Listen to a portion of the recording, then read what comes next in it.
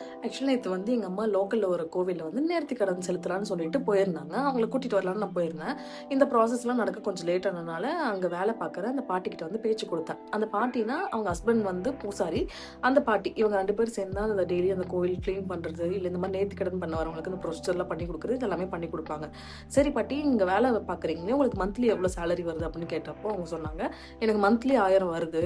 அதுவுமே இந்த ஆட்சி மாறுனதுலருந்து 3 மாசமா எனக்கு எந்த பணமுமே வரது கிடையாது" அப்படின்னாங்க. சரி பாட்டி, இத தவிர்த்து வேற என்ன உங்களுக்கு சோர்ஸ் அப்டின்னா, இத தவிர்த்து வேற எந்த சோர்ஸுமே கிடையாது. ஏன்னா, இதுல நாங்க வேல பார்க்குறோம் அப்டிங்கிறனால, எங்களுக்கு ஓஏபி பென்ஷனோ, இல்ல மகளிர் உரிமை தொகையோ வந்து எங்களுக்கு குடுக்குறது கிடையாது அப்டின்னாங்க. இது கேட்டு எனக்கு ரொம்ப ஷாக் ஆயிடுச்சு. ஏன்னா, அவங்க செய்ற வேலைக்கு இந்த அமௌண்ட் போதுமானது கிடையவே கிடையாது. 1000ங்கிறது ஒரு 5000 டூ 10,000 வரைக்கும் கண்டிப்பா உங்களுக்கு உயர்த்தி குடுக்கலாம். அதுவும் இந்த 3 மாசமா அந்த 1000 கூட வரலங்கிறது வந்து அவங்க உண்மையிலேயே ரொம்ப கஷ்டப்படுறாங்க.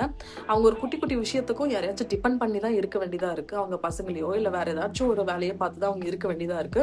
இந்த நியூஸ் வந்து அறநிலைத்துறைக்கு போய் சென்றடைஞ்சது அப்டின்னா, கண்டிப்பா இந்த மாதிரி பீப்பிள்ஸ்க்கு நீங்க சப்போர்ட் பண்ணணும்னு நான் உங்ககிட்ட கேட்டுக்கிறேன். அவங்க உண்மையிலேயே ரொம்ப கஷ்டப்படுறாங்க. இந்த அமௌண்ட் போதுமான அமௌண்ட் அவங்களுக்கு கிடையாது.